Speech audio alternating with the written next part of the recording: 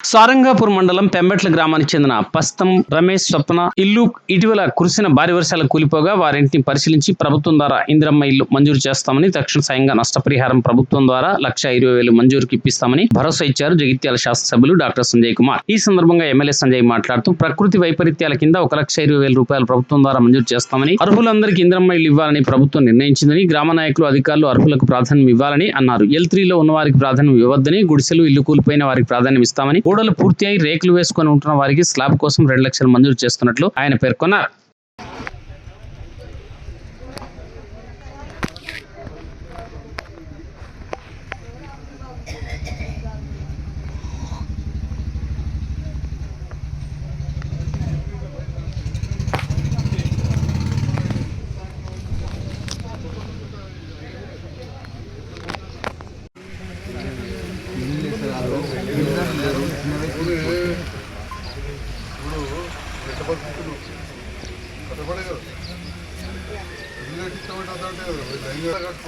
మళ్ళీ చెత్తాయి చెత్త పోసుకో మళ్ళీ చెత్తాయి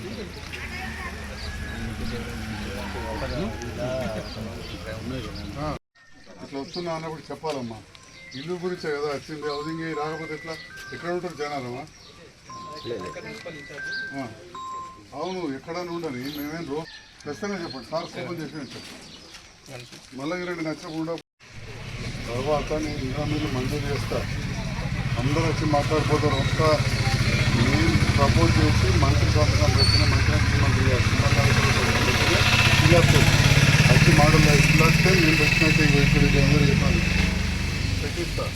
అది కూడా కట్టుకునేటప్పుడు నీ అయ్యేవారు ఎక్కడ నువ్వు ఉన్నావా మనుషులు పెట్టుకోవాలి పెట్టుకోవాలి కట్టుకోవాలా ఉండవచ్చు పద్ధతి అదే ఇస్తాం.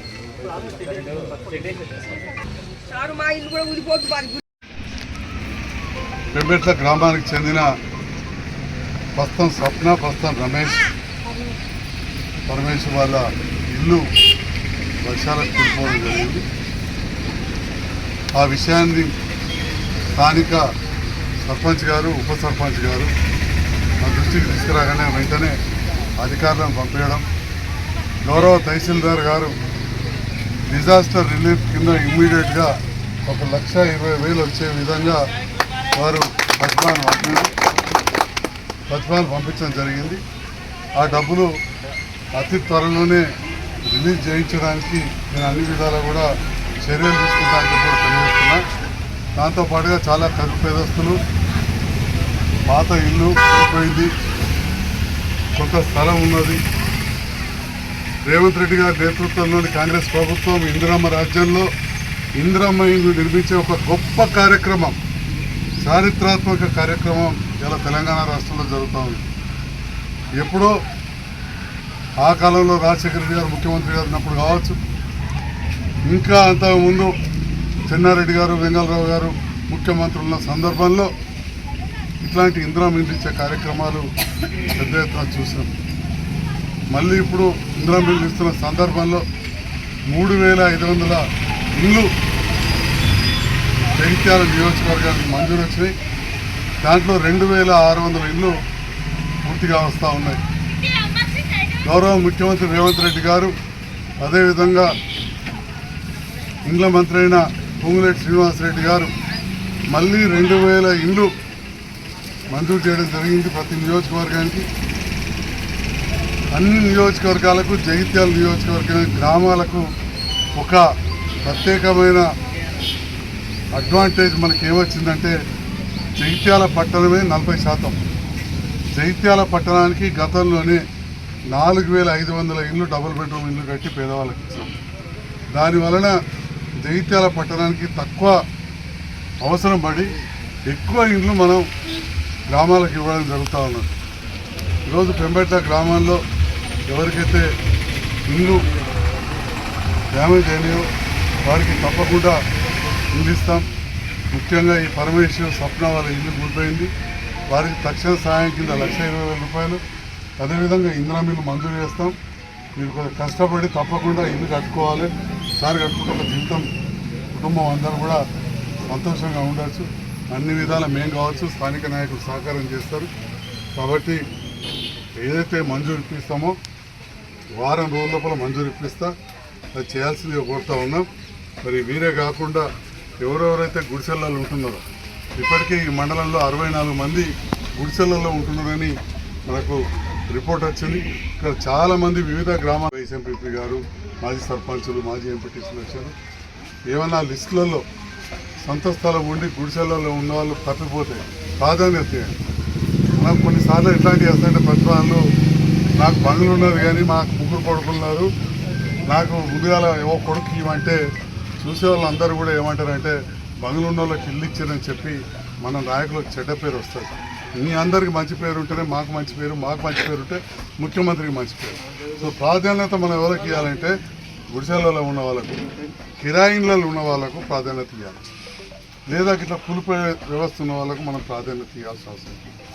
ఇంకొక విషయం, అంతకుముందు ప్రజాపాలన దరఖాస్తులు తీసుకున్నప్పుడు L2, L1 అంటే లెవెల్ 1 జాగా ఉంది, ఇల్లు లేదు, వాళ్ళకందరికీ మనకి ఇచ్చే అవకాశం ఉంది.